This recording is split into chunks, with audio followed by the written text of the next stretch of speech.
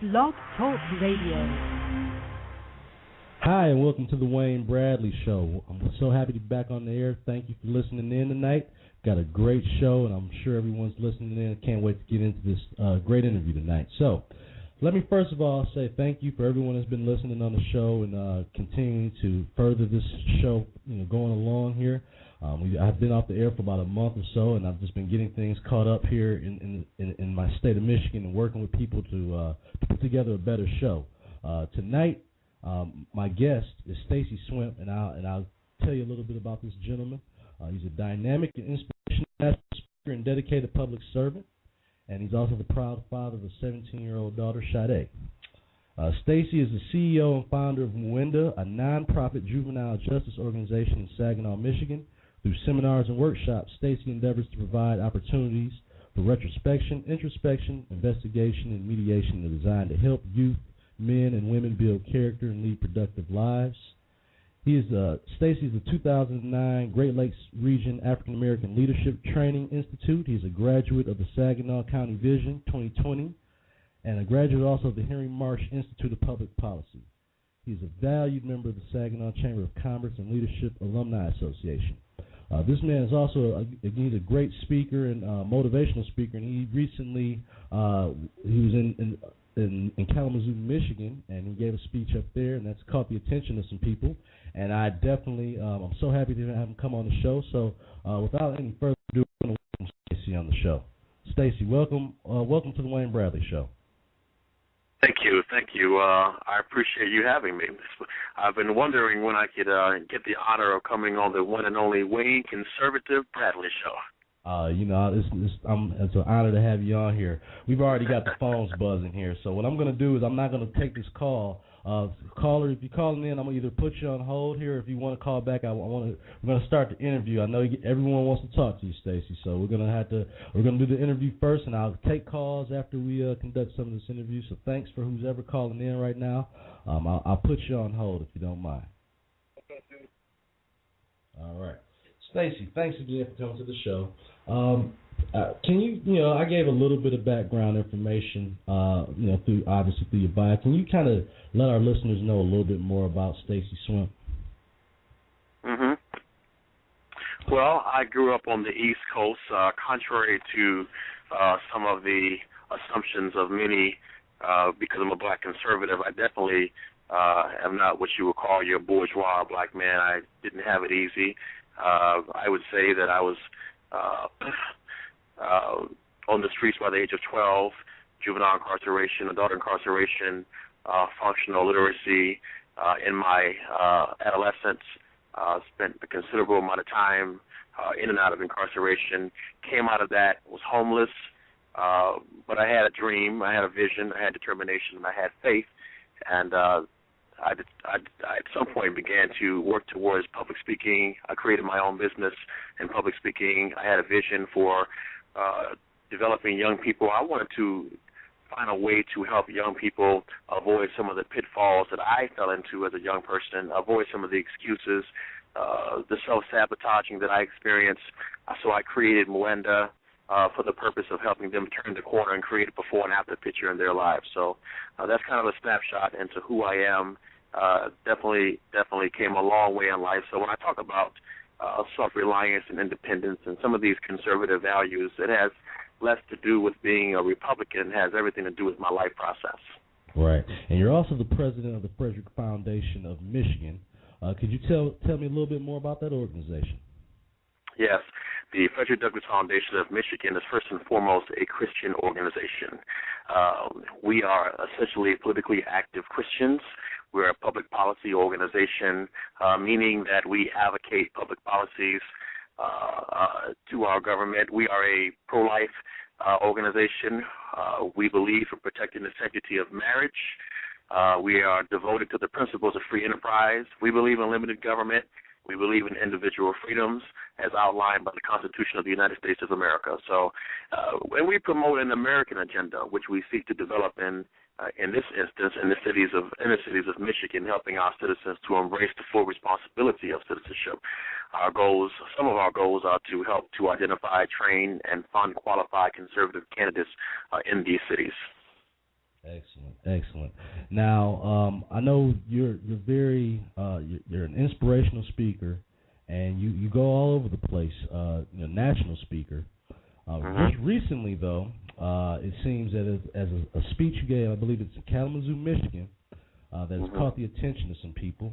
And I think that was one of the main reasons we wanted to, do this show tonight, is talk a little bit more about that. Let's talk about the speech in Kalamazoo, Michigan. You want to talk about it a little bit more? That's okay. All right. Now, it was a Tea Party speech in Kalamazoo, and from what I listened to, I thought that actually what you were saying was true. But some people, when listening to it, they were offended, I guess is the best way to use the term. And we're going to talk about some of the points of the speech that we can clear up for people that are listening in right now. One of the, now again, this is a Tea Party speech. One of the things that caught my attention, and it caught a lot, I guess, some of your friends on Facebook, because that's kind of like where this internet thing started, where it was said you didn't believe in a black America. And I want to know more about that and explain that theory to our listeners. My pleasure. I believe in an America. I don't believe in an America that's defined by ethnicity. Right. When I think of Fredrick Douglass, and I've read his speeches, the narratives of Fredrick Douglass, you never heard Fredrick Douglass say that he was fighting for a black America. When Fredrick Douglass spoke to Abraham Lincoln and he championed the cause of slaves to fight in the Union Army, they weren't fighting, Wayne, for black America. They were fighting for America. When my grandfather went to World War II, he wasn't fighting for America, for black America. He was fighting for an America. Black soldiers from the Civil War to the World War I, World War II, Korean, Vietnam. Today, my oldest brother, is in Iraq for his 4th tour. My brother told me that he puts his life on the line for America. He has never mentioned black America. I think it's unfortunate, whether we're black, whether we're Asian, or whatever we are, when we think our skin color makes us somehow privileged and somehow separate. We want to separate ourselves. And I think we're blacks in America, but not black America. I just think that's a problematic concept. I don't believe in it. That doesn't mean I'm not proud to be black per se. It doesn't mean that I don't embrace our history, our culture, our heritage. Of course I do, but in proper context. I don't believe that being ethnocentric is in the best interest of our family. I think it's self-sabotaging, and I think it sends the wrong message to our children and our children's children. Okay. Now, as someone that I grew up in Detroit, and I would consider, now again, I would consider that black America. If you want to, define that to me defines black America, Detroit.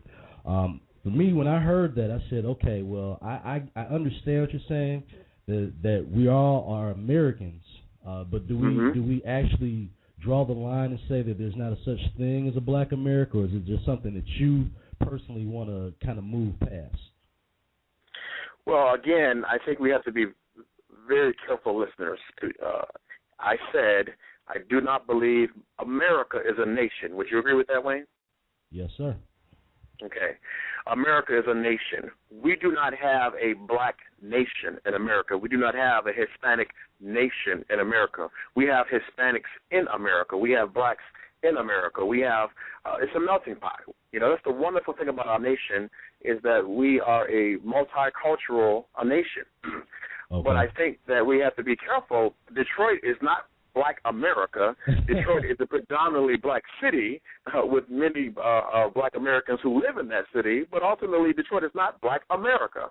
And why do we have to have that, Wayne? Why is it so important to us to somehow separate ourselves and make it seem as though America is ours in some pocket? And what has that? One of the things I said, I think you saw it on Facebook because we're Facebook friends, and I've said it in many places that I've spoken. What has that kind of ideology profited us? When you look at the inner cities of America, we are behind in every category: mathematics, right, science, education, economics, you name it, we're behind. So this concept of separating ourselves under the guise of ethnocentricity has not benefited us.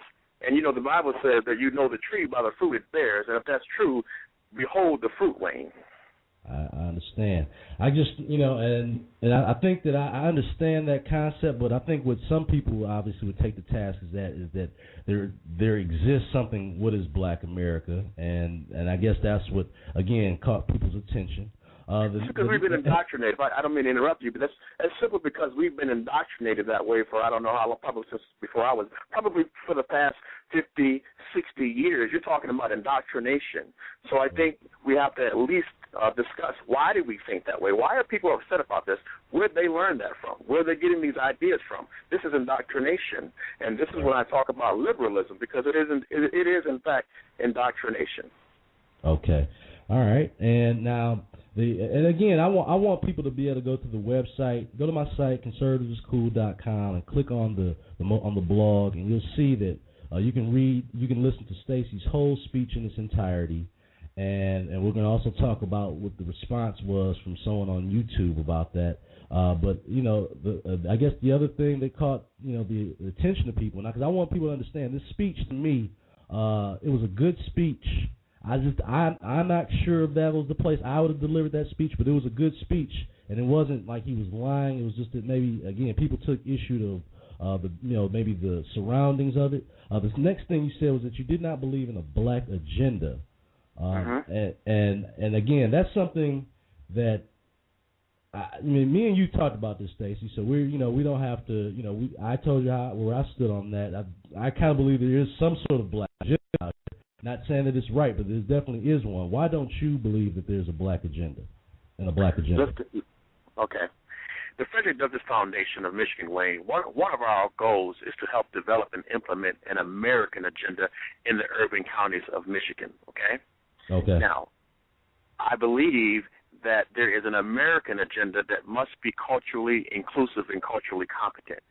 But, Wayne, if we have an agenda that's exclusively black, exclusively white, exclusively Hispanic, what you're going to have are three different outcomes in the end game.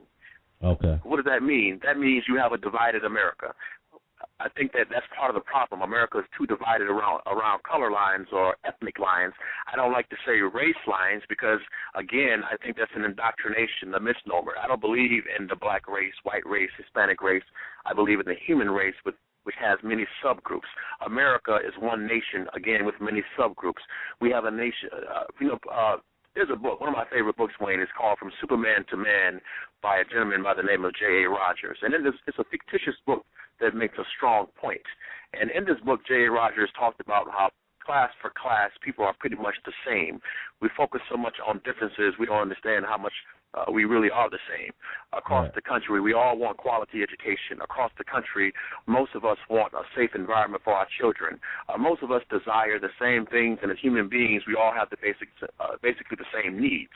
And so when you start talking about a black agenda, I think that seems to suggest that there's something about us that's so different from the rest of America that it needs to apply only to us. And I think the only thing that needs to apply to us uniquely perhaps is a messaging system because of the cultural norms, let's say, of the inner cities. I can't message the same way to Detroit as I would, let's say, Bariga, Michigan, or Carson City, or Cadillac, Michigan. It's just not going to work. Different experiences, different realities. But that doesn't mean the agenda is different. It just means the messaging is different. Same agenda, same desires, same desired outcome, just a different execution, but same agenda, Wayne. I get it. And now this is something we talked about, and as I think any black conservative has experienced this in some way or shape or form when either arguing or debating issues with someone that's a liberal, and actually in particular black conservatives, we might be labeled a sellout or an Uncle Tom or something like that. And I think that was part of that video said something to that extent. And again, this is something that if you're a black conservative, this is nothing new. How did you feel when that label was applied to you? A wise man would never insult me, and a fool never can, Wayne. Here's the thing: I'm not selling out; I'm buying in. And when you talk about selling, I think it's interesting. It's very interesting how many liberals, particularly black people, will hop on board. Again, we're talking about, I think, indoctrination or miseducation let's qualify what exactly is selling out. Selling out to whom or for what reason or why? When you look at so-called black leadership in America today in terms of liberal leaders, it has led us to what? It has led us to squalor. It has led us to record statistics or record numbers of illiteracy. Here in the 21st century, incredible levels of high school dropout rates. 35% of all abortions are black babies.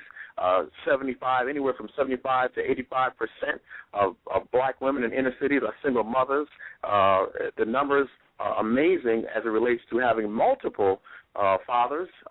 So this kind of leadership has not gotten us, I think, to the kind of existence that our forefathers envisioned. And so when you start talking about selling out to me are those leaders who would promote that kind of thing, dependency, blame, and victimology. To me, those are the real sellouts. I'm buying in. I'm buying into the idea that I have to be independent. I'm buying in that I have to make every aspect of my life a matter of personal responsibility. I'm buying into cooperative economics, that I don't need government to come in and do for me, and we don't need government to come in and do for us what we should and can do for one another. I don't believe that it's government's responsibility to take care of my family. That's my responsibility. So I'm buying into the same things that Fredrick Douglass taught. I'm buying into the same things that Martin Luther King, by the way, he was a Republican. I'm buying into the things that he taught. I'm buying in, Wayne, to the ideologies that sustained not just black people, but most of America before this liberal agenda of entitlement began to break down the family. And now all of a sudden, when somebody's talking independence and self-reliance and personal responsibility and accountability, people are in an uproar. Right. Well, I think that now these are the things that when I listened to that speech a few times, and again when I saw the rebuttal, which I thought it was a little tough. It said that the biggest issue, I guess, when they said trying to label you a sellout is the fact that you told the crowd that essentially that black people need to get over slavery. You said that we should not be using that as essentially as a crutch anymore, and it's true that my generation, your generation, we haven't lived through the remnants of slavery. So you said you told people to get over it. And I think the other comment that really, it really kind of stuck with people was the fact that you said racism. I asked them to spell racism, and most of them can't. And I think that those are the things that people would have issues with. I think, like I said, me and you talked about, I felt like that might not have been the place for that, but because it was to a predominantly white crowd, a Tea Party crowd. What do you have to? How do you address that? And what do you have to say about the fact that those comments were made? Okay. First of all, when I said get over it, I meant it. You and I talked earlier today, and I told you I meant what I said. I said what I meant. Okay. Right. I do believe, Jesus said that be ye as wise as a serpent and as harmless as a dove. And I saw a gentleman today talked about his job as a preacher was to enlighten and edify. And sometimes I will say this. And sometimes even me, my passion can get the best of me. My righteous indignation can sometimes overwhelm even me. So I don't repent of what I said, but if I could do it over again, perhaps I would expound upon it a little differently so that it had a better impact. So let me say that and get that out the way, okay? But when I talk about getting over it, I meant that. Okay, here's the thing. None of us in this society today have a clue what it's like to be a slave. We have a lot of nerve to attach ourselves and to try to obligate other black people to put that yoke of trauma around our neck as though we lived it. And in fact, I think we do a disservice to our ancestors because they weren't. For what I've read, we weren't there. For what I've read, for what I've studied, for what I've learned through going to family reunions and talking to the older people, that's not how they taught their children. They taught their children not to make excuses. They taught their children not to hate. They taught their children to go out and compete. And here we are today, 100 and something years later, and somehow we are teaching each other to hate white people or to think that by rehashing an emotionally traumatic situation none of us have been through, that somehow we're doing a service to our ancestors. Well, what about the fact that our ancestors had to go through poll taxes, and many of them thought it was worthy of death just to vote, and most of us don't vote. Where's the loyalty to legacy there? What about the fact that my grandmother, who didn't graduate from high school because she got married at 15, but when she was in school, she walked 10 miles to school, 5 miles to and 5 miles back, but many of us won't get our behinds up and go to school when the bus comes to our front door. Where's the loyalty to legacy there? I think there's some misplaced anger here that doesn't make any sense. And first, and then lastly, Wayne, when I talk about getting over it, I'm not asking people to do something I haven't done myself. See, this is where people, they don't know your journey. They see where you are. They don't see what it took to get you there. So right. they don't know that I was homeless as an adolescent. They don't know the abuse I took. They don't know the molestation. They don't know the trauma I went through. But I'm saying to them the same thing I said to myself when I looked in the mirror when I was in my 20s and said to myself, Stacy, you got to get over it. You cannot blame your father for what you do for the rest of your life. At the end of the day, somehow or another, I had to learn how to take personal responsibility for who I am and who I'm going to be. It applies across the board. Somewhere along the line, I had to own me. And I refuse to allow anybody to attach me to a concept of being a perpetual professional victim, whether it be something that you've been through in your home, whether it be something that happened in history. We can choose to be victorious. And finally, Wayne, how interesting most of us as black people claim to be Christians, do we not? Yes, sir. And here in Scripture, I read somewhere in the Scripture where it said, this one thing that I do, forgetting those things which are behind me and pressing forward to the goals which are ahead. Now, isn't it interesting? We learned that in church, but when we walk out the doors on Sunday, we forget that, and now we want to perpetuate the idea of slavery. Right. Okay. All right.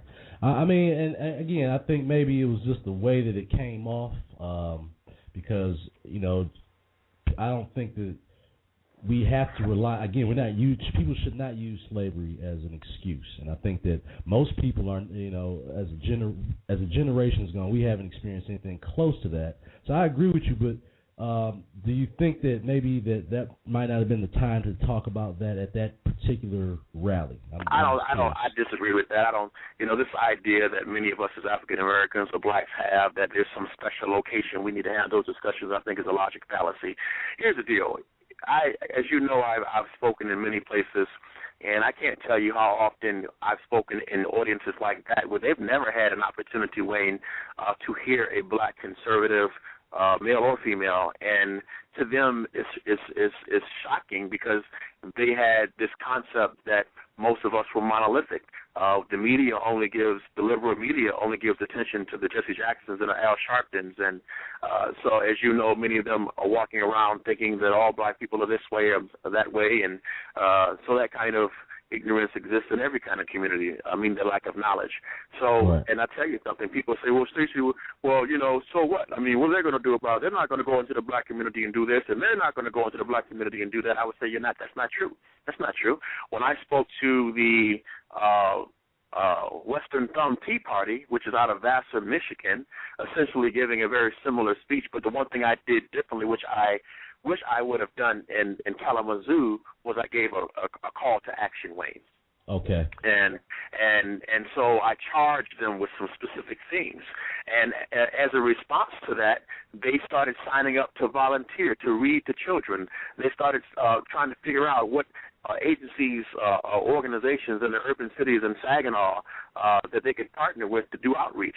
The Tea Party members of Saginaw and Vassar are partnering with the Fredrick Foundation to do a Juneteenth celebration. So all this was in response to essentially the same speech, again, but the only difference was I gave a call to action. So they knew what to do about what I said versus in Kalamazoo, I was so caught up in the moment and honestly the indignation that I didn't do what I should have done, what I usually would do, which is give the call to action. But saying that it's not right to give that speech in a predominantly white audience, I think that's just not true.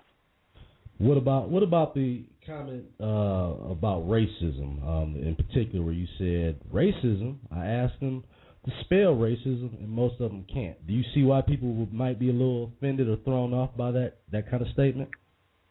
Well, sure. Was it the best way of expressing that? No. But I'll tell you what was on my mind. Just earlier that day, I had a couple of conflicts, again, with people who were trying to superimpose on me what I thought was a victim concept. And at the same time, I'm trying to tell one individual, how can you focus on this kind of thing when you look at our illiteracy rate, the number of people who cannot read well enough to function in our society. So it was really being facetious to say you're talking about racism, but at the end of the day, what about illiteracy? And I should have said that way instead of saying they can't spell it. It was really sarcastic, but it was based upon the reality of illiteracy that's endemic in America as a whole, because that's not just something black people are dealing with, that's something America is dealing with. But the reality of it is when America has a cold, black people have the flu. It's still true. But that's not true because America is doing it to us. It's true because we're doing it to ourselves. So certainly, in retrospect, there was a more discretionary way to make that point, and I should have been more clear.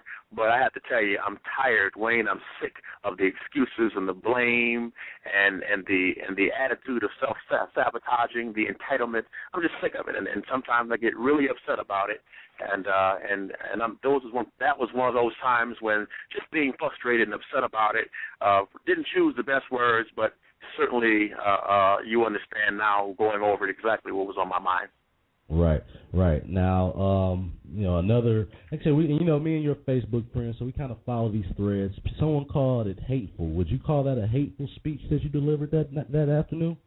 No, I think no, absolutely not. I think hateful is subjective, and if you're on the other side of that argument, particularly if you are a practitioner of those concepts and ideology, then I guess you would think it was hateful. If you are someone that's pro-choice, you would call me hateful because I'm pro-life. If you're someone that advocates gay unions, you would call me hateful because I believe in protecting the sanctity of marriage. I think people tend to use that sort of as an ad hominem tactic to shut you down and to invalidate your argument. Because if you put that kind of hate on somebody, it's so daunting. Typically, people are shy away from that person. It's called manipulation of perception. But hateful is subjective. Absolutely not. Anybody that knows me knows that I'm not hateful. They know I'm not inspired by that. But I stand by what I say. And I talked in that speech about the liberal agenda. One of the things I mentioned, for example, is the gay revolution. I don't know if you know it or not, Wayne, but probably in a week or two they're coming out with a gay Bible. Gay Bible. Yep, I saw that. I mean, so now listen. Now I keep going back to the Bible because most black people identify ourselves as Christians, and in the book of Revelation, it said that anyone who would change this Bible to take a word out, or to add in, it said that the plagues of this Bible would be brought upon them. Now, that's interesting because the Bible also says that righteousness exalteth a nation. Now, if this is unrighteous, and you and I agree that gay unions and the gay Bible is certainly not righteous, and we are vessels that this liberal agenda uses to usher this into our society, what sort of consequences are we facing as a nation? So, I mean, it's something that I think is scary. I think it's sick, and I think it's something that we need to stand against as Christians. I think it's something we have to say no to. So if that makes me hateful, I always say to people, if that makes me hateful, then buy me the T-shirt and I'll wear it. Because I tell you what, God entrusts people to keep His word. And God doesn't need us to fight. Because God can do it Himself, but essentially He put us here on earth to serve Him and to His glory. So God works with man through man. And I tell you what, we as Christians have a responsibility to say enough is enough, and so I stand by that. Absolutely not hateful. All right.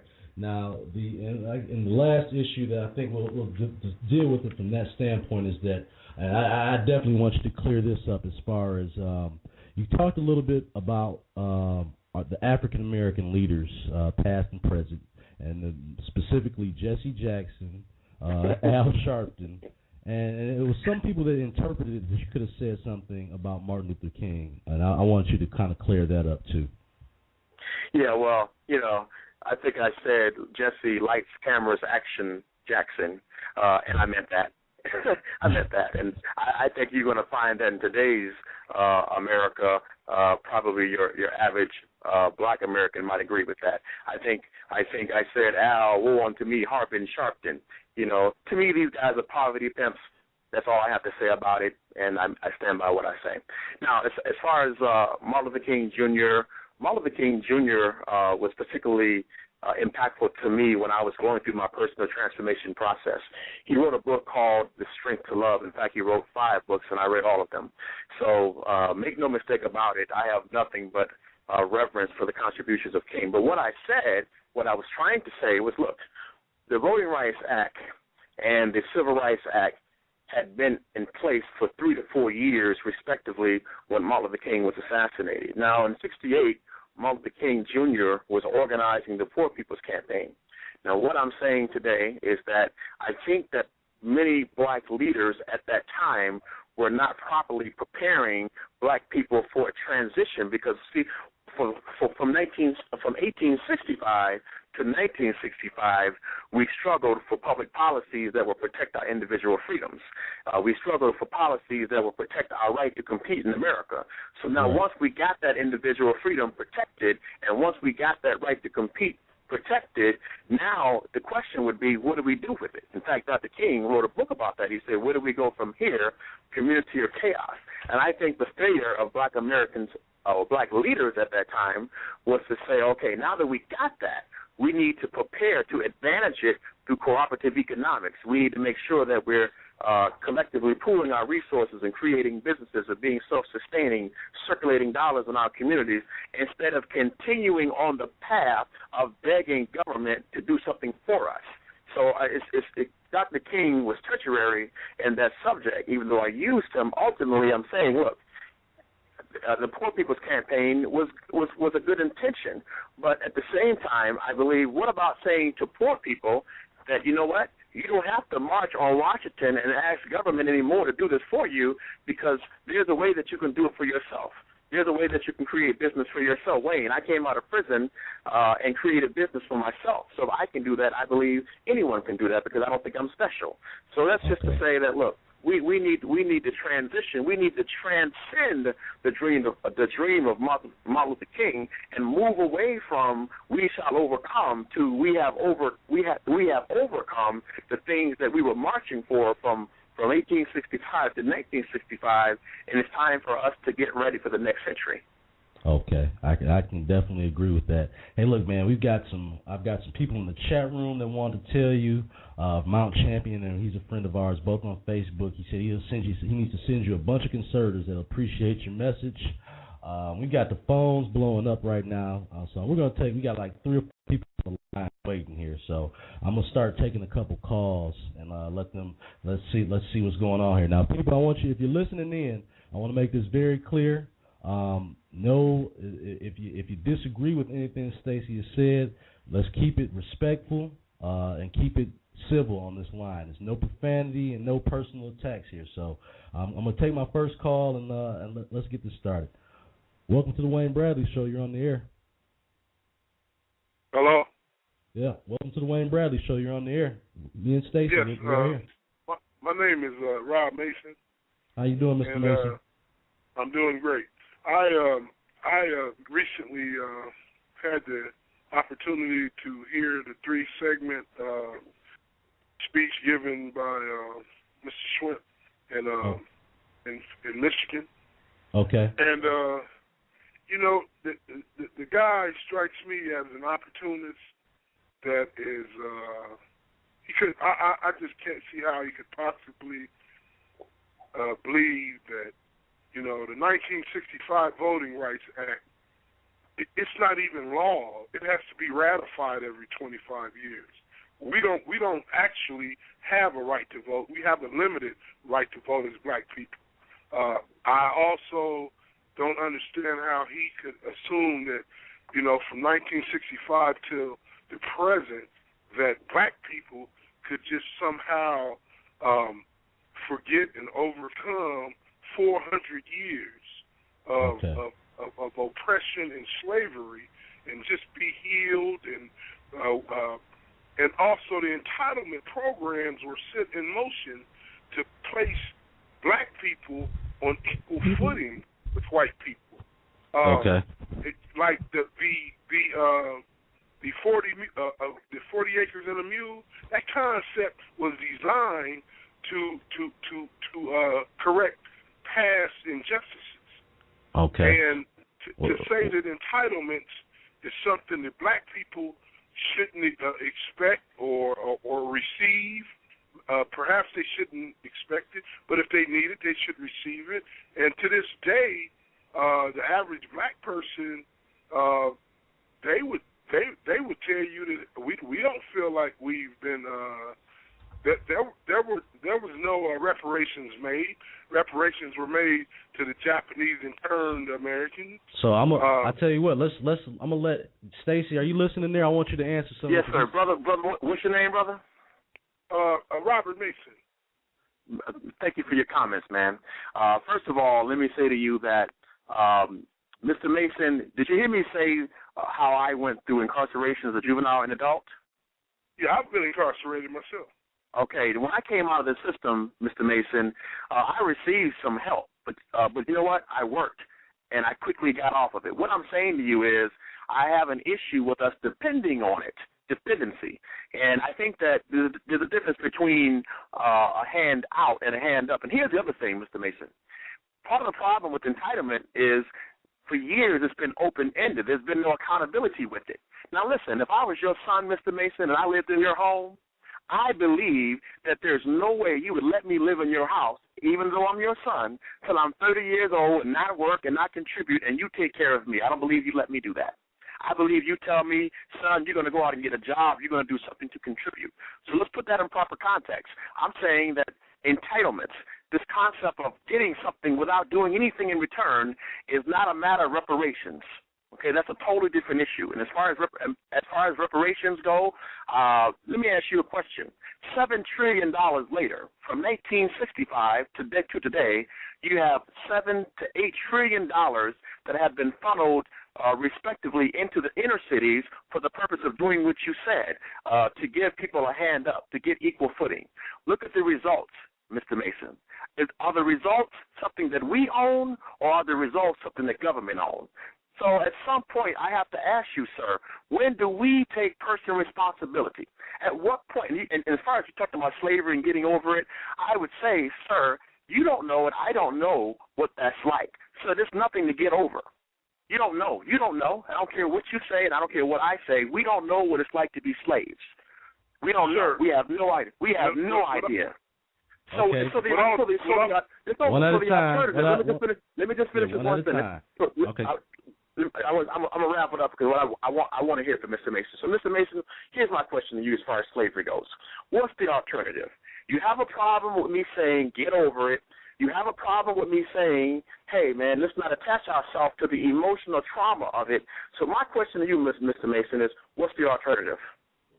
Okay, sir, with all due respect, you know, when I listen to you give the speeches, you talk as if to go into the inner city and see the plight of prostitution and drugs. Okay, that bothers me. I'm totally against all of that. But you a moment ago you said from 1865 to 1965, black people marched. Well, black people weren't allowed to march in 1865. They would have been killed. They wasn't allowed to oppose anything until about 1961. Okay, so from 1961 to the present day, you know, there has not been enough time to heal the wounds. And Are you a man of faith, Mr. Mason? Are you a man of faith? I attend church regularly, and I believe in God. I didn't ask you about your church attendance. My faith is in God. My faith is in God. I put my faith in God, not me. Thank you. So let me ask you a question. Do you really believe that it takes God 300 years to heal a broken soul? You believe that? And if that's true, then my next question to you would be, if that's true, how in the world did our ancestors survive, brother? Because you and I don't know what it's like to be shackled up and work in the field 24 hours a day and have somebody tell us when we can use the bathroom.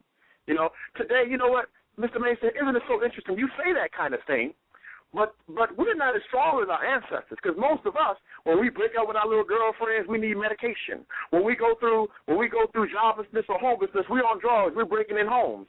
Our ancestors had far less than what we have, and they didn't carry themselves like that. You know why? It's because they had a real faith. They walk by faith and not by sight. See, we say we're Christians. But look, I'm listening to you on this phone talking about it's not enough time to heal. What are you talking about? God is able. You're talking to somebody that was molested at 8 years of age. Family telling me to keep that to myself, protecting the person that hurt me. I'm healed today. I'm 42 years of age, sir. That happened when I was 8 years of age. Now, it took me a while. I'm sorry that happened to you, Mr. Shrimp. But no, I'm not. Don't focus on the experience, because I'm not. I'm talking about the lesson. I'm saying I learned something in life because a mentor told me, Mr. Mason, focus on the Stacy, let go of the experiences and hold on to the lesson. See, that's how you get to healing. But you know what? You can't heal. You can't heal, Mr. Mason, if all we're going to do is roll around in an experience, in fact, that none of us have had. So I guess you're right. If that's what we're going to do.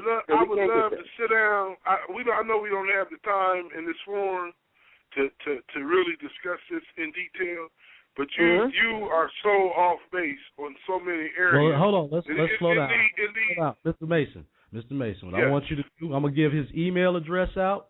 And if you want to right now, Stacy, you can give him the email. You guys can take this conversation a little bit further. Sure. And listen, Mr. Mason, even though we agree, I appreciate the fact that you had the courage, you took the time to get on this radio show, and you respectfully expressed your interest in me. So your ideas, I just want you to know I appreciate that, okay?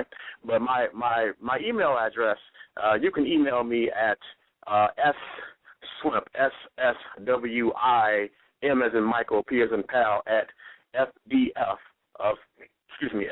of Michigan.com. That would be Fredrick Douglass Foundation of Michigan.com. So I'd be happy to entertain your questions. I'm open to it. I would only ask that when we're arguing, I don't mind debating with you. Let's see if we can debate ideas and not debate character. Because when you start talking about, well, I think he's an opportunist, what you're doing is you're playing the role of God and you're trying to judge my intentions and my motives, and you can't do that any more than I can say why you're on this phone. It's not my responsibility to try to figure out why Mr. Mason called here. I can only deal with what you asked me. Can we agree on that? Sure we can. And you know, last night I had an opportunity on Facebook to speak to some of your constituents with the Fredrick Douglass Foundation. And, you know, they talked, we discussed this, and some of them, it was pro and con, back and forth. And, you know, I try to do things rationally. And I don't like to raise my voice in a conversation. I like to hear what you're saying, and, you know, but we'll never be able to, in this short form, you know, and I don't want to take up all the time, we'll never be able to actually have a discussion, but I would actually pay money. I would actually pay money to sit down and engage and disengage you, because it is so rare for me to hear a black man make some of the statements that you make. Well, let's let that. We're gonna let you guys. It's not that rare though. It's not that rare, Mr. Mason, because there are thousands of black conservatives across the country, I assure you, who share these views. I assure you. Do you know why? You know why it's so rare for you to hear it, Mr. Mason? Because urban radio stations they discriminate against us. They don't allow us to come on the radio stations and talk with and share dialogue. I don't listen to urban radio. I listen to Rush Limbaugh. I like to know playing the music. I appreciate that. I appreciate that. I'm only trying to say why. So I'm suggesting to you one of the reasons why it's so rare for you to hear this kind of thing is because we're not often invited to venues that many African Americans or black people are listening to where you can hear our views. Because I promise you, that's why I'm on the internet radio. That's why we're on the internet radio. One final thing. You know, yes, you are more radical, right-wing radical than Rush Limbaugh. Oh. I'll take that. Okay, you might take that as a compliment. Yeah, I would too. I'll take that as a compliment. You might take that as a compliment. I would too. That's not a bad thing. Hey, Mr. Mason, I'm gonna take that shot from you on the way out the door. I'm gonna let you have that one, brother. All right, Mr. Mason. Well, I mean, it's a compliment to some people. Yeah, Thank you for your time, and I'll be in contact with the Fredrick Douglass Foundation because I'm sure there's going to be more opportunities. And thank you. Take care. Man. Thank you very much. Have a good evening. Talking to you, gentlemen. Thank you. All right. Okay, God bless you, brother. God bless you. All right. All right, we got wow. told you tonight might be a little wild, Stacy. We got another call here coming in. All right, next call. You're on the air with Wayne Bradley and Stacy Swimp. How you doing? Hello. Yeah, I said that would. I can't speak right now. All right, so you're on the air right now with Wayne Bradley and Stacy Swimp. Can you hear me? Hey. All right, we're gonna take that call. Maybe they'll call back. And we got one more call. Caller, you're on the air. Caller, you're on the air. All right. Well, we're gonna let these people call back. The call-in number is 347-996-3175. Again, that call-in number is 347-996-3175. If you're listening in and you want to ask a question to Stacy or myself, give us a call. 347-996-3175. Now, when I was listening to that caller, he was actually it could have gone a little further, and we got to make sure again that we're gonna make this not personal attacks on anybody or anything like that. What did you think about some of his the things he says, Stacy? I mean, he made it clear that he feels that we should not have healed yet over slavery and things of that nature. Yeah, I think that's unfortunate because essentially, well, first of all, let me say this. What I think about it is that his views are common, more so common than uncommon, in the black communities I've been around in my lifetime. And I think it's unfortunate because what you're asking somebody to do is to hold on to the pain. All right, we got these two callers. They calling back. They want to talk. Okay. Hold on. Caller, you're on the air. I think we got a little kid that's in the politics over here, but they don't want to get on the air. Sounds like it. We got a future conservative here. You're on the air. All right. We're gonna take another call here, and I think this caller. Let's see here. Let's bring you on the air. Caller, you're on the air. Hello.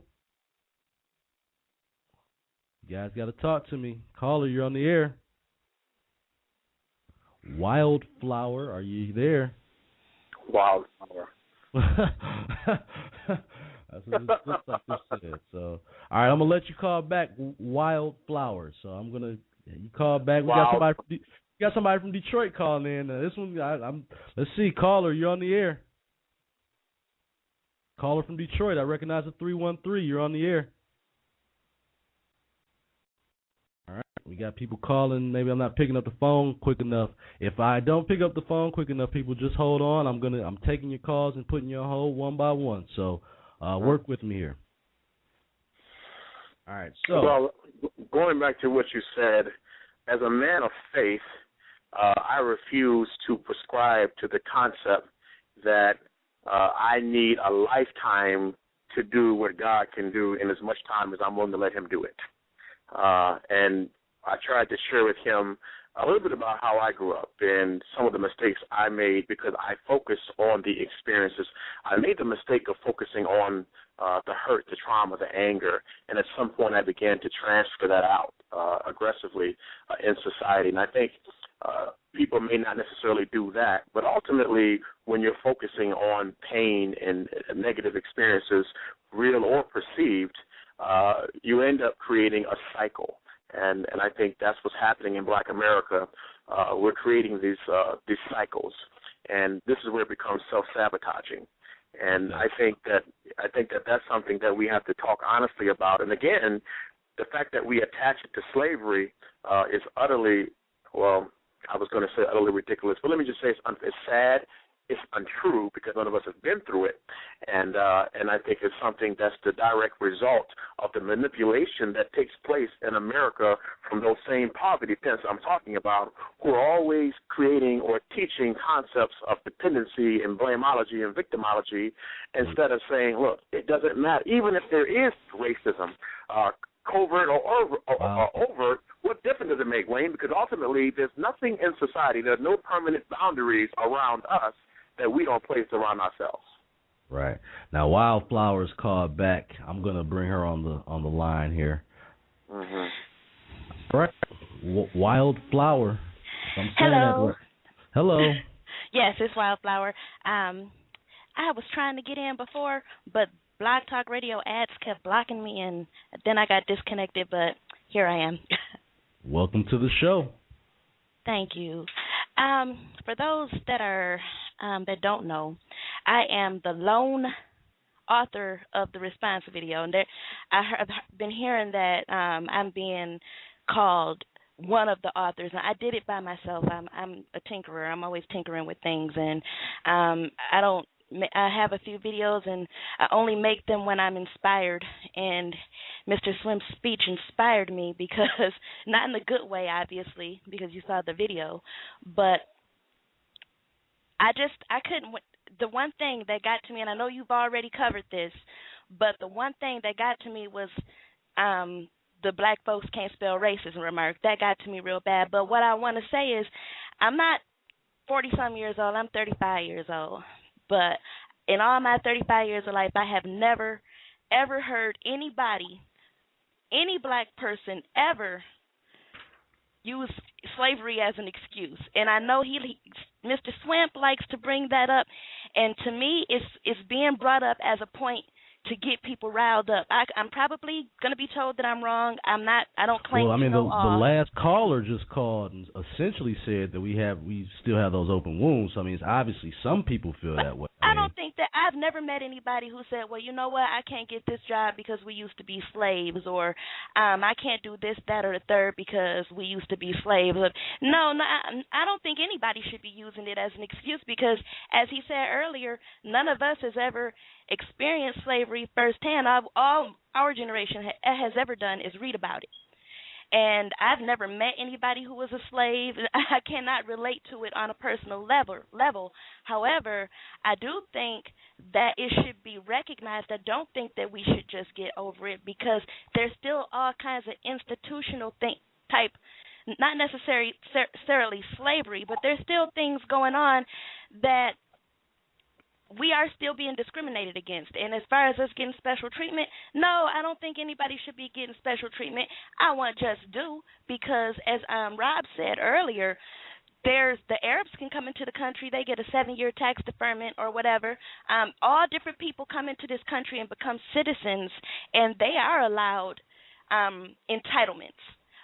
There are the people here, the black people, especially in America, the black Americans. I don't subscribe to African American because I've never been to Africa, and I know some white people that are from Africa. They're African Americans. I'm not. I'm black. But however, we built the country, and we've suffered through the most prejudice. There are no black racists as far as dealing with Jesse Jackson and Al Sharpton. I can agree there's lots of black people who have issue with those two, and to call them leaders is not right because even Al Sharpton said that he cannot represent a people, and he cannot. Nobody can represent an entire people. Well, I mean, those two gentlemen in particular would be considered, if not leaders, ringleaders of this. I mean, they're two of the most vocal and visual people, and that's no, I shouldn't, maybe I'll get in trouble for using the word ringleaders, but the whole idea is the idea that those are two of the most visible. Whenever there's some kind of wrong feeling or anything, they those are the guys that pop up on the scene, and I think that's why they get credit. The media is always going to cover Jesse Jackson when he comes to town. The media is always going to cover Al Sharpton when he comes to town. Now, they won't cover J.C. Watts. People are going to go see him. Well, I'm saying, like, when I'll give that's a good example. And in Detroit, J.C. Watts comes to town, you might not even get a blogger to show up. But if Jesse Jackson or Al Sharpton show up, the Free Press, Detroit News, they're all there covering it like it's big news. So that's why they get credit for being black leaders. And so I'm gonna let Stacy respond but I want you guys, because obviously since you're the one that made the response video, let's everybody just kind of talk it out and explain. You asked him a set of questions, Stacy. I'll let you go ahead and answer. I just want to know, can I hire to do my video? Hey, how much? Yeah, actually, you know what? That the reason why that's funny is because, and you know, when I made that video, I didn't make it. I swear I didn't make it to build myself up. Like I said, I tinker with things. I love messing with stuff. But since that video has come out, I have gotten so many people contacting me, asking me to do their videos, and it's got a price tag on it. I do music band backgrounds too, Wayne. If you need one of those. All right. It was definitely very, very professional. I have to tell you, I thought it was extremely slanderous because one of my mentors lives in Massachusetts. When I talked to him today, he said, you know, it seems so in vogue these days when people are arguing, meaning liberals versus, you know, conservatives, the first thing that either side tends to throw out to shut the argument down is some type of comparison to Hitler or Nazis. It kind of seems to be in vogue. But let me just say that, Brandy, my concepts are sincere. And now when you say that, well, you don't know any black people that relate to slavery in such a way where they use that as a reason why they don't get jobs. Well, I don't think it's necessarily a conscience thing because I would suggest to you that victimology and blameology is subtle. It's something that's passed on from generation to generation in subtle ways, and somehow or another, when you peel the onion, somehow or another, we always tend to get right back to slavery. And that's what you heard, if you listen to the call, Mr. Mason said. Now, you know, but that's not something I agree with you. People don't go through things and say, well, I didn't get that job because of slavery. But when you start talking about when somebody says, well, get over it, then you said it, Brandy, well, what about slavery and what about what we've been through? Well, you also heard me say I didn't say anything to you or someone else that I didn't apply to myself first. First of all, listen to what I told you, Brandy, about the trauma I went through as a child. So somehow I had to find a way to get over that victim mentality. I had to figure out how to take some responsibility for who I am and where I was going to go in life. So I don't think I'm saying anything unfair because I had to do it. And if I had to do it through my personal experiences, how much more does it apply over experiences that we haven't had? If anything, Brandy, I would say, don't we do our ancestors a disservice because, like you and I had debates about voting, right? Now, right.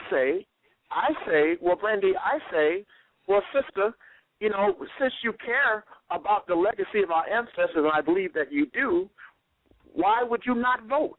Because think about this. Black people were killed, murdered, intimidated, harassed through poll taxes, through the Klan. Look at everything that we went through just for the right to exercise the vote so that we could have a say-so in our representation.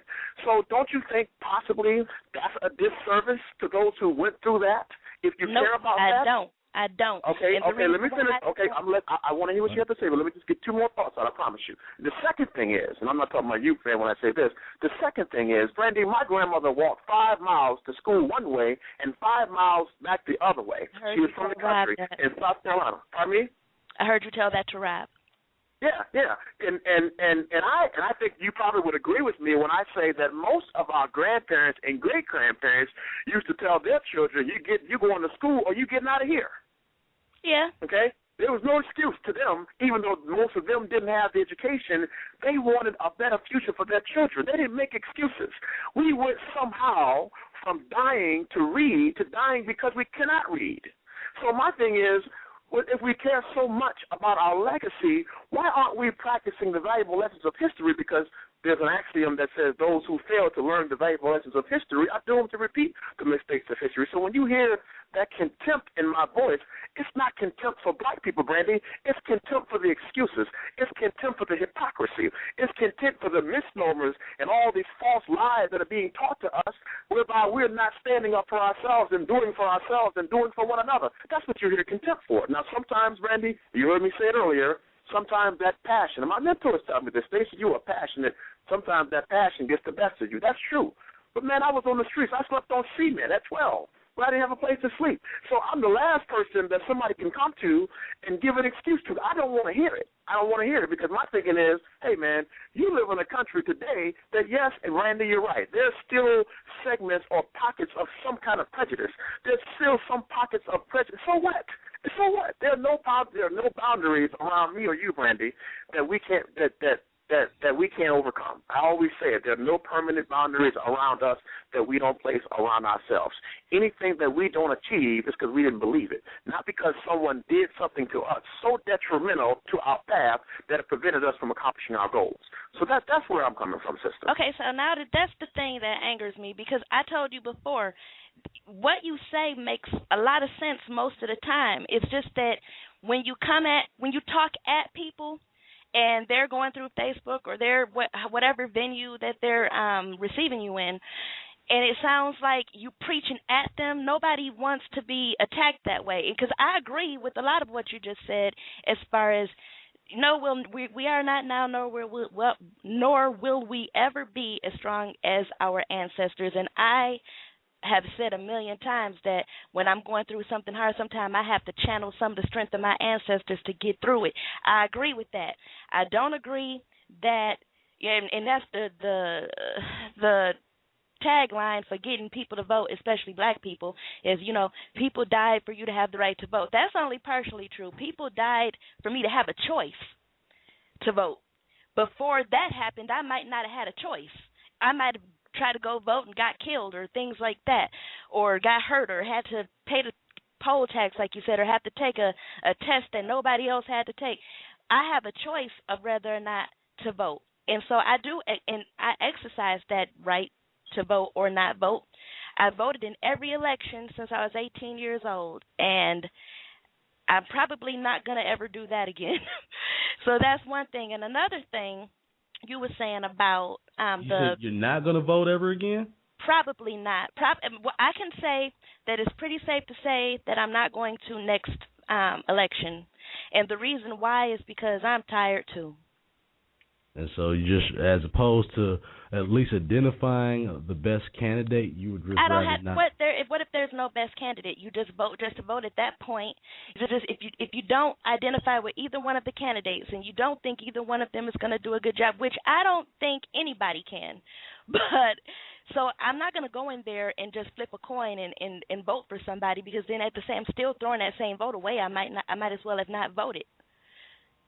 That's just my opinion. I don't push that on anybody. I don't. Another thing I want to cover is Stacy once said that he didn't think that there should be a black national anthem and those kind of things. Right. And that's you have right. also, and that's also in line with what you're saying about get over slavery. And I'm not going to say that you said act like it, just act like it never happened. I've never heard you say that, but I've heard you say that. I've never said that. I've never said that. Well, what about 4th of July? That's a historic event. It's from the past. Should we get over that too? I don't understand your question, but let me just say this.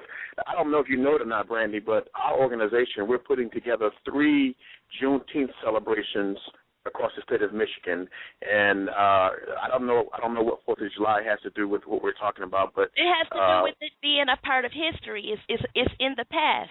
Yeah, but when I say get over it, Brandy, you know what I'm talking about? I'm talking about the emotional attachment that we make to slavery to such an extent where it continues to traumatize us and become mental barriers to. Let me give you an example, Brandy. I'm a member I've been involved with the Chamber of Commerce in Saginaw for a little while now, and I tell you what, it's very uncommon. Maybe not so much as not now as it was in the past because of Savalti, but it was a time when you could maybe see 1, 2 black people in a business setting, even though we were in dire straits economically. We wouldn't go there because we had it in our mind. We would put an invisible fence around ourselves, and we would not take the time to go and build relationships with people who were already successful in business so that we could take that knowledge back to the east side of Saginaw, the west side of Saginaw, whatever side of Saginaw that we came from, and begin to develop and cultivate some type of economic development. We would not do it because we would keep saying, the white man this, the white man that, they don't want us over there, and you're from Saginaw, Randy, so you know what I'm talking about when I say people always related to Saginaw based upon a bridge. Yeah. So I think it's unfortunate. So again, but it goes back to that slave mentality that's recycled generation to generation to generation. And when I say get over it, I'm not saying, Brandy, that we should just completely forget history, because I do believe that those who fail to learn the valuable lessons of history are doomed to repeat the mistakes of history, Brandy. And as you know, I'm a Christian, and even in the Bible, God told the Israelites when they came out of Egypt, when they crossed the Red Sea, he said, look, I want you to build some monuments here, and I want you to remind your children and your children's children what the Lord thy God has done for you. So even God found value in history and the Israelites teaching the history. But listen to the context that God told the Israelites to teach the history, not that they should spend the next 400 years talking about how bad they were treated in Egypt for 400 years, but in fact that they should spend the next 400 years talking about the deliverance of God and what he had done for them so that they can understand that going forward, it didn't matter what enemy came up against them because of the fact they could reflect on what God had done before, and if he did it before, he can do it again. That's where I'm coming from, Brandy. I'm saying, look, we have nothing in front of us that's half as bad as what we've already overcome. So when I say get over it, I'm talking about the emotional attachment that's unnecessary, that's invalid, the idea that we're going to focus in on the traumatic experiences. Like, for example, on your video, you showed a picture, which is a very common picture of a black person with the whips on his back. That's extremely inflammatory. That does no good. You know why? Because it's like when I was a kid, Brandy, watching Roots. I was 7, 8 years old, somewhere around there when Roots was shown. When I saw that kind of thing, I went to school and I tried to whip the first white student that I saw because I wasn't emotionally equipped to handle what I saw, the imagery. And so it's the same thing when you put something like that up there. If you're dealing with someone, let's say Mr. Mason talked about the emotionalism and we're not healed yet. Well, Brandy, if you put a video like that up and somebody's actually attaching themselves to the emotionalism of it, and he's saying or she's saying they're not healed yet, what you just did was you just sparked something and you just created a greater problem. So I don't see any use in recycling those images and talking about those experiences. What about we learn the lessons and we see what we can do to advantage the opportunities that we have in the greatest nation in the world today? And the way to do that is by saying black people can't spell the word racist. And also, did you hear what I said earlier about that? Yeah, but did to you me, hear what I said? I did hear what you said earlier, but to me, that is not an excuse. A friend of mine. I don't make excuses. Well, that's what it sounds like. A friend of mine. Let's slow it down. Well, a friend of mine and I were talking about the speech. That's what we're going to judging each other's character and judging each other's intentions. Okay, and we're going to get into that too. No. Listen, I told you we talked earlier. I'm cool, but I was talking to a friend who said earlier. Well, actually, a few days ago, that when you have a family member that's not right, you don't go around town telling everybody that family member is a loser. You go to that family member and you talk to them. And I know that after you said that they most of the time they can't spell it or however you said it, I know that after you said I'm just joking, but I felt like, and a lot of people felt like you was airing dirty laundry that wasn't even true. I don't know any black people that can't spell the word racist. Okay, I addressed that earlier. And that's why I'm not going to ask you to get into that again. But what I want to ask you before I go, well, not really ask you. You have referred to my video as being slanderous. It's not. Let him respond to that, and then we can agree. We can agree to disagree. I think it's that's quite not that though, because it's like slander would mean that there's lies on it, and there aren't any. All the words came from you.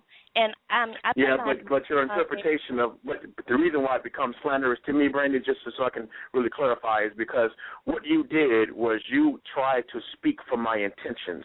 You tried to speak for my heart. That's why it became, just like just a minute ago, you made a character assessment. You made a motive assessment. And that's when I take issue to say, look, you can call me, if you can address what I say and argue the ideas and the concepts. But when you start making comments that deal with my intents and my motives, well, Brandy, only God can do that. I don't know why Brandy does what she does. That's not my role to try to figure that out. Nobody does. A lot of people try to figure that one out. That's a jigsaw puzzle. Well, I'm only saying that.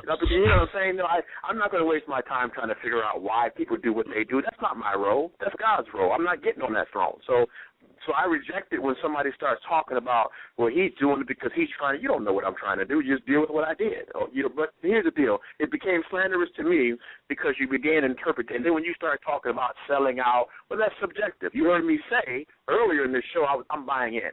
And I said, and I've said it time and time again, if being responsible and accountable and lifting myself up by the bootstraps means I'm selling out, then buy me the shirt, Brandy, I'll wear it, I promise you. And at the end of the day, Brandy, I got this poem that I keep, and it inspired me when I came out of the system, Randy, and I was homeless. It said that if no one will help me, I will help myself, and then I will help someone else. If no one will save me, I will save myself, and then I will save someone else. If no one will give me a job, I will make a job for myself, and then I will make a job for someone else. Brandy, I'm buying into that. And that's a beautiful thing. It really is. But just because I put on the video that I felt, I think it says, Stacy, can you spell sellout? That still doesn't make it slanderous. The sellout line was my opinion. That doesn't make it slanderous. Okay. And actually, you slander me by saying you slander me by saying that I slandered you. And yeah, and another thing that pushed me to that point, you called me subhuman. I was a snake or a rodent or something like that. I think that's where again that. He's giving out the email address. I think that would be it seems like we agree, and I'm listening to this conversation. Well, no, I'm not going to email Stacy because I think that we're pretty clear on where we are with each other, and that's fine. I'm glad that we got to talk. I'm glad I got to say my piece on why the video was made. Stacy, I don't even disagree with everything that you say. I disagree with the way that you say it. Yeah. I disagree with the way you come across. I don't disagree with everything that you say.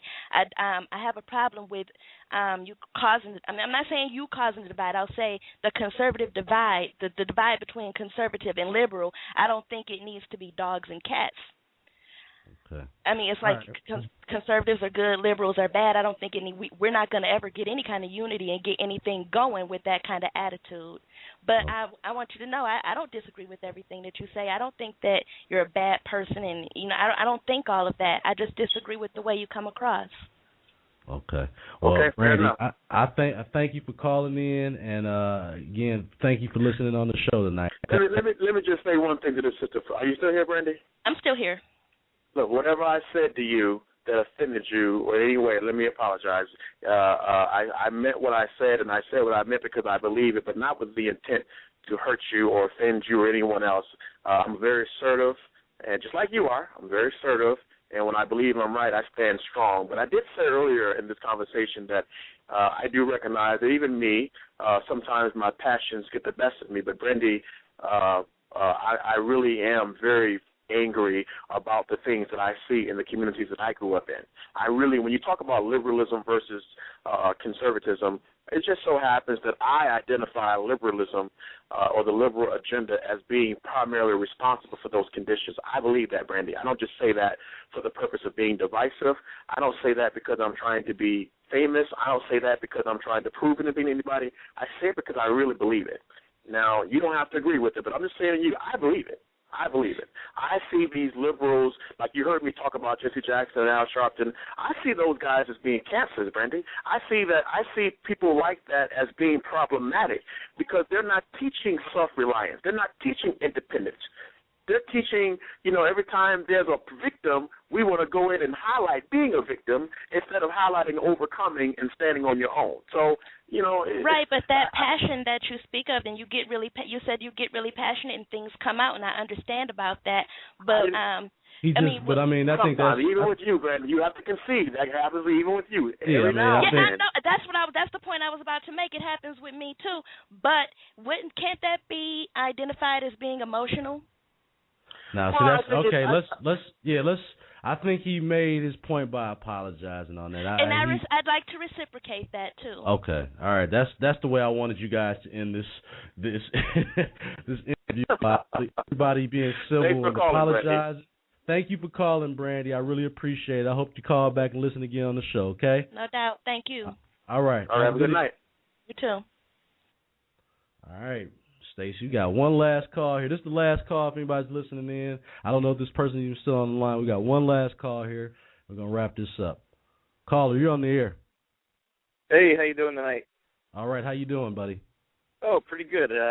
First time listening to your show, and you guys got some really good debate going on, and I'm liking what I'm hearing, and it's definitely not to say a breath of fresh air, but it's nice to have the debate out there. That's the whole point of the show, man. Is to everybody intelligently debate. What's your name and where are you calling from? It's Greg, and I'm calling from Allentown, Pennsylvania, and I started hosting my own shows too, and just to have the debates myself. And now, as far as what you guys were talking about and the points that you were getting across, I do definitely feel. Now, of course, I'm a white conservative, but I do feel that some of these laws and legislation to help the black community actually end up hurting them in ways that they don't necessarily see straight on forward, but it actually hurts them behind the scenes, such as I would say affirmative action or any types of ways where special treatment or jobs are given due to the fact that race plays a part. And I just feel like that really shouldn't happen, and everybody should be created equal, right across the board, no matter what type of color skin you are, what race, what gender, what age. If we're all created equal and based on our merits, then we will have a better system. That's personally how I feel. But as far as getting back to my point with affirmative action, sometimes the jobs that a lot of people might say, well, here are the jobs that affirmative action will help get people, but a lot of the time some of the laws that might hurt the black community from not getting jobs because of being afraid of getting sued or afraid of the consequences if you do hire an African American person, that there might be repercussions because of just the extra rights that they have over another person. And I'd just like to address those points. Stacy, what do you have to say about that? Oh, I'm in 100% agreement. The Great Society, in my mind, is the most devastating public policy that's ever been passed in American history. Over the past X amount of years since this entitlement policy has been passed, it has not helped the problem, and has increased the problem. Think about it, because if welfare is effective, that means that you don't have a need to increase entitlements or more welfare programs. It decreases it. But since then, welfare programs have increased exponentially. So I agree with him. And it's because when Lyndon B. Johnson and the administration at that time created welfare, they did it with a very interesting prerequisition. They said that they would not help the family unless the father was not around. Now that was new, because previously when you had a temporal welfare policy, it didn't say daddy had to go. So now it was breaking down the family, because you may have had a well-intended father that said, well, I'm not going to hang around because I want my children to get this help. So I think it broke down the family. I think it hurt our sense of dignity, our sense of pride, our sense of ownership, and now people are acting as if we can't make it without it. People are acting as though conservatives are somehow without compassion. We're cruel by saying that we want to cut entitlements. I've never met a conservative that doesn't believe in giving somebody a hand up. But at the same time, every conservative tends to agree that a hand up doesn't mean a handout, and you still have your responsibility to put your best foot forward, not stay, for example, on unemployment for 2 and 3 years as though that's welfare. Because what's happening is you get people that will go on unemployment, and they won't take a job, because some people will say, well, I'm making more on unemployment than I can this other job, so I'm just going to stay on unemployment. Well, that's abuse of the system, because the system didn't say stay on it until you find a job that suits your salary desires. It says stay on it until you find a job. So here again, that sense of entitlement. So I really believe everything this gentleman is saying is true, and black people, too many of us instinctively adversarial towards conservatives because they've been, again, miseducated and indoctrinated into thinking that liberals are defenders of black people. But you know what? If they knew their history, they would find out that it is Republicans, it is conservatives who have pushed every public policy that actually helped black people, from slavery to the Civil Rights Act to the Voting Rights Act. Everything that has happened in this nation historically that ended up truly advancing black people, Republicans did it, not Democrats. So I agree with this gentleman. All right. Well, thank you so much for calling in. Appreciate it. I hope you listen in more to the show. Thanks again for listening and giving us some questions. Hey, no problem. One thing, what is this gentleman's name that was just speaking? Stacy what? Swimp. So I can say that again. My name is Stacy. It's S-T-A-C-Y. Stacy Swimp is my last name. S-W-I, M as in Michael, P as in Pal. You can find me on Facebook, Stacy Swimp. If you Twitter, you can find me on Twitter at Stacy Swimp. And if you would like to email me, you can email me at Swimp, that's S, the first initial of my first letter of my name, Swimp, S-W-I-M-P, at FDF, which is Fredrick Douglass Foundation of Michigan, fully spelled out, .com. Swimp at FDF of Michigan.com. All right. Hey, that's you definitely have some good stuff to say, and I definitely agree with everything that you're saying as well, and I'd like to hear more of what you said in the past and what you have coming in the future as well. And one more question, then I'll hang up. Are you on Facebook? Yeah, I'm on Facebook. Look me up on Facebook. Look me up. We can communicate. All right, sounds good. Hey, one more question, just to, and then I'll hang up and let you respond on the air. Who would you like to represent you in either the presidency or? Good question. Or in your district, who's your favorite? Couple of politicians or possible candidates. They don't even have to be politicians. Because I'm a big Ron Paul fan, so I don't know what you think about him, but. Anyway, have yourselves a good night, guys. Appreciate it. Thank you very much. Thank you. Have a good evening. That was a good one there. We had a good call there on that one. I'll be looking for you on Facebook, friend. Do you want to answer that question? I can answer that question. I don't want you answering too many political questions on there right now. Yeah, I was going to say. I'm glad you bailed me out on that one, Wayne, because I'll take political as president of the Fredrick Douglass Foundation, what I don't want to do is give an unofficial endorsement today. Okay. Well, I'll tell some people. I'll give some ideas of who I'm looking at and why I'm there. And real quickly, because we're going to finish up with you here. I would like to see. I like Herman Cain, and I like Tim Pawlenty. Those are the two guys right now that stand out to me. I wish Mike Pence had got involved. To be honest, he would have been my number one candidate if I'd have had a choice in any of those guys. And Alan West, he's not going to run this time around, but if Alan West ran, he would be my number one candidate. I'm sure a lot of people are talking about Donald Trump. If he was to win the primary, I would support him. I just don't know how serious he is about running.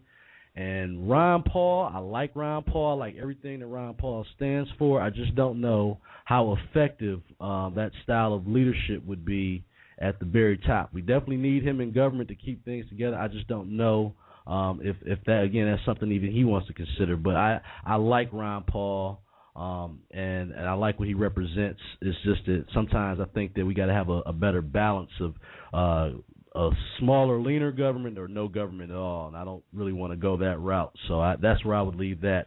Let's get back to Stacy here because we got a few minutes, so we got about 5 minutes left on the show. Stacy, I want to thank you for coming on tonight because you knew it was I was going to help guard it, but it was still going to be somewhat of a lion's den tonight with the questions. So I appreciate you coming on. I want to thank all the people that called in for keeping it a civil discourse. At best, we had a little break. But overall, we had a great show tonight of competing ideas. So, Stacy, I want to again thank you for coming on, brother. Thank you for having me. God bless you. All right. Give out the website address again and your email address. So again, everybody's listening, they can get in touch with you and follow you and contact you. Yes. You can find the website for the Fredrick Douglass Foundation of Michigan at www.f as in Frederick, D as in Douglas, F as in Foundation of Michigan, completely spelled out, FDF of Michigan.com. That's FDF of Michigan.com, www.fdfofmichigan.com. You can email me at swimp at fdfofmichigan.com, or alternatively, you can just email me at Stacy Swimp at stacyswimp.com. That's easy. Maybe that's easier for people to remember. Stacy Swimp, my name at stacyswimp.com. And again, Wayne, also for those who are on Twitter, you can find me on at Stacy Swimp on Twitter. And you can also follow the Fredrick Douglass Foundation of Michigan on Twitter, and that would be at TFDF of MI. That would be the Fredrick Douglass Foundation of MI, TFDF of MI. You can follow us on Twitter. So you can tweet with us. You can find me on Facebook and stay in touch. And I welcome all debates. As Wayne said, let's see if we can focus on arguing ideas and not character or motives. Okay. Well, listen, I appreciate it again for coming on. I think that, again, people who want to follow you, you're right on point. And, I appreciate you for coming on the show. And you're welcome to come back on here, Stacy. Thank you, man. Thank you. Take care. Have a blessed evening. You too. All right. All right, so that was Stacy Swimp, the president of the Fredrick Douglass Foundation. And I just want to address someone because they were making these comments about asking about Mr. Swimp's background. I personally, it's not about what he did in the past. It's about moving forward. I didn't want to ask him about that, and again, that's personal business. If you want to go look it up, it's always in public information. And again, I can appreciate people trying to get to the bottom of it. That's personal stuff. It's public information. If he wanted to tell you what he was charged with, I'm sure he could have done that. But I personally have some of my friends that I went to school with that went to jail for murder, came out of jail, and have made more of their lives than some of the people I know that were free and went to college. So I don't, it's not about what the person did. It's about what he's doing moving forward. And that's what I would encourage people to understand, is that we all make mistakes. And I agree that, again, people need to go ahead and if you want to do that, check that out on your own. But we were talking specifically about this Tea Party event. And that's what I was, that's what he came on the show to discuss and to talk one-on-one with the people that might have had issues with him. Give the man credit for doing that. A lot of people are walking away. And again, Wenda, I'm looking at your comments here. I apologize if you wanted me to ask those questions, but obviously you knew the question, so I'm not going to do that just to do that. The people are listening can look it up if that's what's important to them. It's more important about what he's doing moving forward. So I do appreciate your questions, but like I said, I have people that have made mistakes in their lives and have turned their lives around to a degree bigger than the people that, again, sat around for 10 years going to college and did not make much of themselves after that. So with all due respect, I can understand why you want to do that if that's a personal issue. But you have his email address, and if you want to talk to him about that, feel free to do so. I want to thank everyone that called in, everyone that's participated in the chat room. And, again, if you have any personal issues or debates with Stacy or anybody else, feel free to email them. If you have an issue with me, my Twitter address is WBConservative. You can find me on Facebook. I'm not that hard to find. But, again, I think that we have to be able to move forward and not try to focus strictly on what, mistakes were made in the past. So that being said, again, thank you so much for everyone that's listening. Wenda, if you're not friends with me on Facebook, Wayne is Conservative Bradley. Follow me on Twitter. We could talk about it, but again, I'm telling you that I know people that have straight committed, been accused of murder and things of that nature, and have been able to turn their life around. So I see no reason why I would hold that, that situation against him. So again, I appreciate you for calling in. I appreciate all the different opinions on here, and that's what we're about. It was about exchanging the ideas and opinions. We try to keep it respectful, and that's what we do on the show.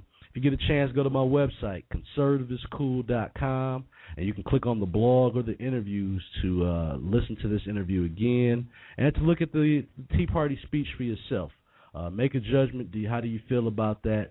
And go from there. But, again, I want to thank everybody that listened and participated in tonight's show. It's much appreciated. Go again to the website, conservativeiscool.com. Thank you so much for listening to the Wayne Bradley Show. We're going to be signing out here real soon. Thank you so much. So tonight, I hadn't been on the air in a while, and I appreciate everybody listening. I'm going off now. So thank you. God bless you, and good night.